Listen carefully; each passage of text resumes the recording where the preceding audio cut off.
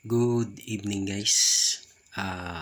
Pag-uusapan natin ngayon guys yung tungkol sa pagpapaswerte guys na gamit yung mga sangkap sa pagluluto guys. So kailangan mayroon ka nito guys sa loob ng bahay o sa kusina guys.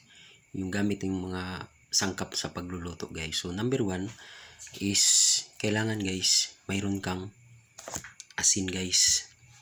To guys, dalawa ang klase ng asin guys. Yung isa is rock salt at saka yung isa is iodized salt guys, yung gamit sa pagluluto. So kailangan mayroon ka yan guys. Kagaya ko guys, meron ako dito guys, iodized. So ang isa is yung rock salt na tinatawag na rock salt guys. Yun to guys. Yan. So kailangan guys, puno palagi yan guys. Huwag niyong hayaan guys na mauubos yung mga asin nyo guys. Pag makita mo na guys na medyo kalahati na yung asin mo, so dagdagan mo na guys. Huwag mong hayaan na maubos ya guys. Kasi parang negative yun guys. Hindi pumapasok yung mga swerte ba.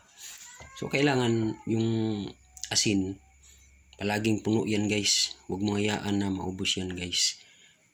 Tapos yung number 2 guys, kailangan mayroon ka dahon ng laurel guys.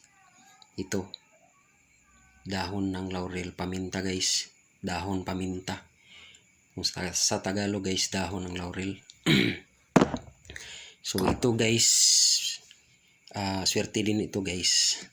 So by the next video sa next video ko guys, tatakol ko kung anong gamit nito guys. Yung napaka-importante ito guys.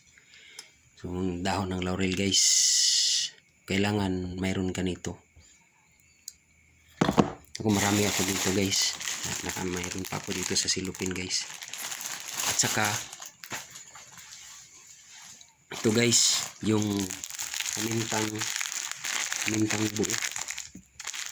Kailangan mayroon ka nito guys. Huwag kang magpakawala nito guys. Yung dalawa, dahon ng laurel at saka pamintang buo guys, kailangan mayroon ka nito. Kailangan kumpleto ka guys.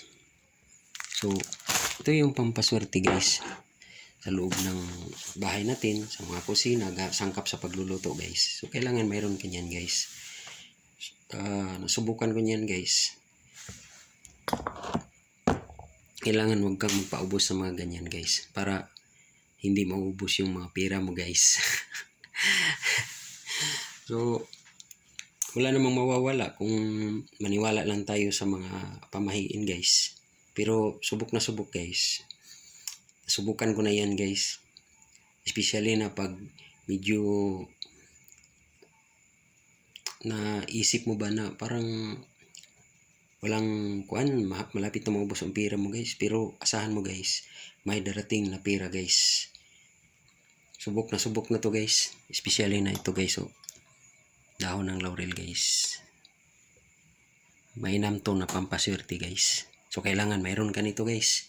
Huwag kang magpapawala. Ako marami ako nito guys. Pag nakasilupin, mayroon pa sa doon sa kuan guys, sa kwarto ko guys, mayroon pa ako nun. Marami ako niyan. So and then kailangan mayroon ka ding mga sangkap sa pagluluto guys, tulad nito. Special na nito.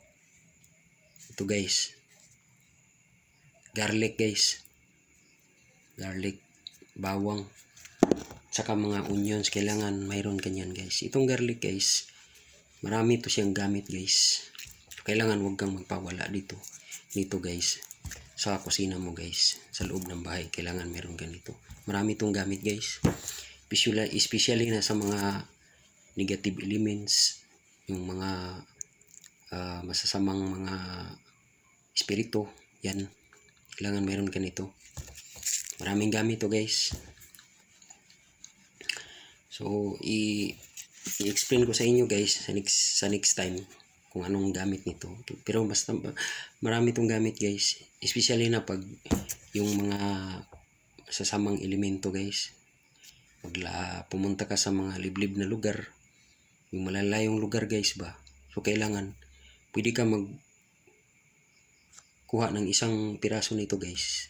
Yung maliit lang guys ba. Lagay mo dito sa bulsa mo guys. Hindi matatakot yan ng mga masamang elemento, mga engkanto, mga vampira guys. So, marami itong gamit. Pampaswerte din to sa bahay guys.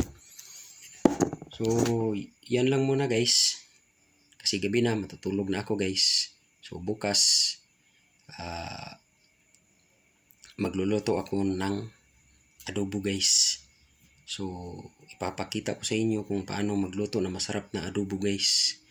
Adobong manok guys. Sikrito, pampasarap ng adobong manok guys. Masarap to guys. Abangan nyo bukas. Magluluto ako. Sige. Have a good night guys.